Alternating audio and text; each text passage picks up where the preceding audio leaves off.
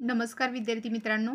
आज आपण बुद्धिमत्ता या टॉपिकमध्ये घनाकृती ठोकळा किंवा डायस यावर कशा प्रकारचे क्वेश्चन विचारले जातात आणि हे क्वेश्चन कसे सॉल्व करावेत हे आपण थोडक्यामध्ये इम्पॉर्टंट बेसिक इन्फॉर्मेशन बघणार आहोत. तर विद्यार्थी मित्रांनो, या ठिकाणी दिलेलं आहे घनाकृती ठोकळा म्हणजे फासा, मराठीमध्ये म्हणतात त्याला. ही 3D आकृती असते. त्यास 8 कोपरे व 12 बाजू किंवा कडा असतात आणि 6 पृष्ठभाग असतात. तर या ठिकाणी एक आकृती दिलेली आहे. तर बघा, या ठिकाणी 8 कोपरे म्हणजे हे A B C D E F G H हे कोपरे आहेत, म्हणजे 8 कोपरे आहेत हे. त्यानंतर ज्या बाजू असतात ह्या डायसला त्या बाजू 12 असतात. फॉर एक्झाम्पल बघा, 1 2 3 4 5 6 7 8 9 10 11 आणि ही एक 12. म्हणजे अशा प्रकारे तर कोपरे 8 आणि ज्या बाजू असतात त्या 12 असतात. त्यानंतर जे पृष्ठभाग आहे ते 6 असतात. फॉर एक्झाम्पल बघा, हा असा एक पृष्ठभाग असतो, हा एक पृष्ठभाग झाला, त्यानंतर हा एक पृष्ठभाग झाला, असे 6 पृष्ठभाग असतात. आता फासेचे 2 प्रकार असतात. तर ते कोणते कोणते? तर या ठिकाणी बघा दिलेलं आहे बुकमध्ये, स्टँडर्ड डायस म्हणजेच मानक फासा. आता स्टँडर्ड डायस म्हणजे काय? तर त्यांची जी लगतचे जे नंबर्स असतात त्यांची जर बेरीज केली ती 7 आली नाही तर त्या डायसला स्टँडर्ड डायस असे म्हणतात. तर या ठिकाणी बघा, 6 आणि 4 10 येतात, 7 येत नाही, म्हणून हा स्टँडर्ड डायस झाला.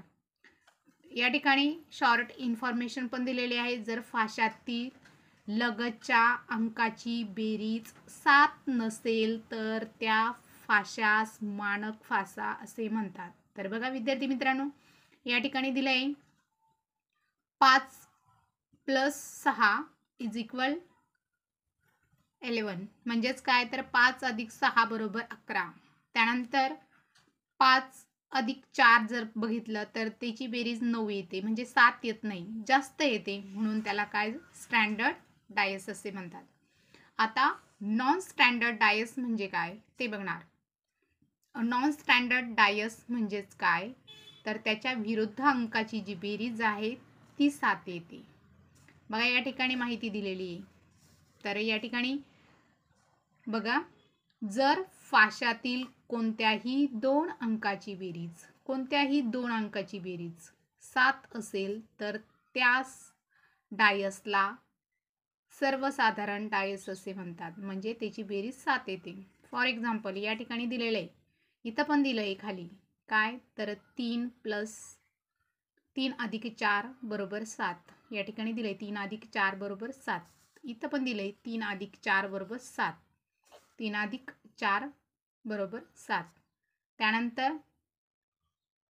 या ठिकाणी ह्या 2 अंकाची बेरीज 7 झाली, म्हणजे कोणत्याही 2 अंकाची बेरीज जर 7 असेल तर त्यास सर्वसाधारण म्हणजेच नॉन स्टँडर्ड डायस असे म्हणतात. हे लक्षात ठेवायचं.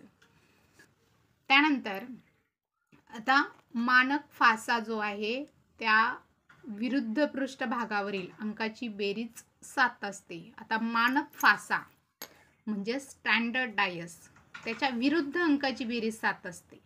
विरुद्ध अंकाची बेरीज म्हणजे 6च्या पुढचा अंक, म्हणजे 6 मध्ये किती मिळवले तर 7 येईल, तर 6 मध्ये 1 मिळवला तर 7 येतो, म्हणजे जे विरुद्ध अंकाची बेरीज ही 7 असते.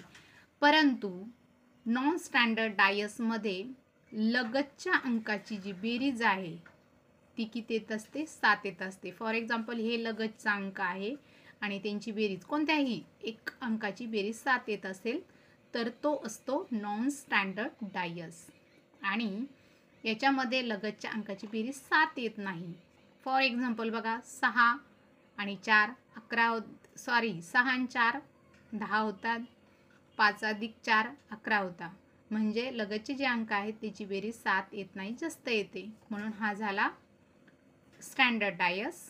आणि याची विरुद्ध अंकाची याची लगतच्या अंकाची कोणत्याही एक अंकाची किंवा 2 अंकाची बेरीज ही 7 असेल तर तो असतो नॉन स्टँडर्ड डायस. आता बघा स्टँडर्ड डायसची काही वैशिष्ट्ये अभ्यासणार आहोत. तर या ठिकाणी बघा स्टँडर्ड डायसचे वैशिष्ट्य दिलेत. तर बघा मानक फाशात विरुद्ध पृष्ठभागातील अंकाची बेरीज ही 7 असते. विरुद्ध अंकाच्या बेरीजची, लगतच्या नाही, विरुद्ध अंकाच्या जी बेरीज असते ती 7 असते. फॉर एक्झाम्पल या ठिकाणी दिले 6 या विरुद्ध पृष्ठभागावरील अंक जो आहे तो 7 असतो. तर कसं, तर 6 मध्ये किती मिळवले म्हणजे 7 येतो. तर 6 मध्ये 1 मिळवला म्हणजे 7 येतात हे माहिती आहे आपल्याला. त्यानंतर 4 मध्ये किती मिळवले तर 7 येईल. तर 4च्या विरुद्ध पृष्ठभागावरील अंक 3 असेल हे लगेच कळतं. 5 मध्ये किती मिळवले म्हणजे 7 येईल. तर 5च्या विरुद्ध जो अंक आहे तो 2 असेल आणि त्यांची बेरीज 7 असते, हे लक्षात ठेवायचं. आता या ठिकाणी नोट्स दिल्या आहे. विरुद्ध पृष्ठभागावरील अंक काढण्यासाठी बेरीज 7 जुळवावी. फॉर एक्झाम्पल आता आपल्याला 5 एका पृष्ठभागावर जर 5 दिलेला असेल आणि तो मानक फासा आहे म्हणजे स्टँडर्ड डायस आहे आणि त्याच्या एका भागावर 5 दिलेले आहे. मग 5 मध्ये आपल्याला किती मिळावं लागेल म्हणजे 7 येईल. तर 5 मध्ये आपल्याला 2 मिळवले तर 7 येईल, हे लक्षात ठेवायचं. म्हणजे त्याची बेरीज म्हणजे काय तर विरुद्ध पृष्ठभागावरील अंक काढण्यासाठी जी बेरीज आहे ती 7 यायला पाहिजे. खाली उदाहरण दिलंय 3च्या विरुद्ध पृष्ठभागावरील अंक विचारल्यास 4 लिहावे, कारण 3 अधिक 4 बरोबर 7 होतात. 3च्या विरुद्ध पृष्ठांगावरील जो अंक आहे तो 4च असेल, कारण 3 मध्ये 4 मिळवलं तर 7 येतात. हे वैशिष्ट्य मानक फाशाचे आहेत. मानक फाशे जो आहे त्याच्या विरुद्ध पृष्ठभागावरील जे अंक आहे त्यांची बेरीज 7 यायला पाहिजे. त्यानंतर फाशाची संख्या 1 असेल व दिलेला फासा साधारण असेल नॉन स्टँडर्ड डायस व विचारलेला अंक दिसणाऱ्या संख्येपैकी असेल तर तो विरुद्ध अंक हा न दिसणाऱ्या अंकापैकी एक असतो. फॉर एक्झाम्पल एखादा अंक दिलेला असेल आणि तो नॉन स्टँडर्ड डायस असेल म्हणजेच सर्वसाधारण डायस असेल तर जी त्याच्या अंकाची जी बेरीज आहे विचारलेला अंक दिसणाऱ्या संख्येपैकी असेल तर त्याच्या विरुद्ध अंक हा न दिसणाऱ्या अंकापैकी एक असतो, किंवा विचारलेला अंक न दिसणाऱ्या अंकापैकी असेल तर विरुद्ध अंक हा दिसणाऱ्या अंकापैकी असतो. फॉर एक्झाम्पल या ठिकाणी दिलाय एक डायस दिलाय बघा खाली. तर बघा 3, तर बघा या ठिकाणी एक डायस दिलेला आहे आणि इथं क्वेश्चन पण विचारला आहे 6च्या विरुद्ध बाजूस जो अंक आहे तो कोणता असेल. आता 6च्या विरुद्ध बाजूचा अंक कोणता, आता हे काढण्यासाठी आपल्याला माहिती आहे जो डायस असतो त्याला ज्या पृष्ठभाग आहेत ते 6 असतात. आता या ठिकाणी 3 दिलेले, मग आता दुसरे 3 कोणते असणार आहे तर दुसरे 3 जे आहेत त्याचा जो नंबर आहे तो कोणता असणार आहे तर बघा त्याचा जो नंबर आहे 1, 2 आणि 5 असणार आहे. कारण तर बघा या ठिकाणी एक आपण लिहून घेऊ 1, 2 आणि 5. तर बघा 6च्या विरुद्ध अंकी म्हणजेच काय तर बघा या ठिकाणी 6च्या विरुद्ध 1 हा अंक असू शकतो, 6च्या विरोधामध्ये 2 हा अंक असू शकतो, 6च्या विरोधामध्ये 5 हा अंक असू शकतो. यापैकी कोणताही अंक असू शकतो.